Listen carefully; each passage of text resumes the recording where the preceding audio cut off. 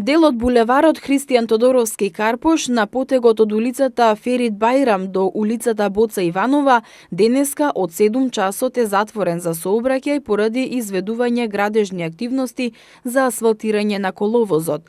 Како што соопшти град Скопје, за време на градежните работи сообраќајот во овој дел од градот ќе биде пренасочен по околната улична мрежа.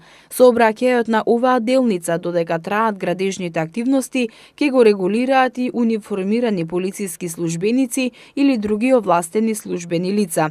Поради градежните работи и времениот сообраќаен режим од ЈСП информираат дека автобуските линии со број 8, 47, 57, 57А, 59, 61, 47А и 71 ќе возат по друга траса од вообичаената.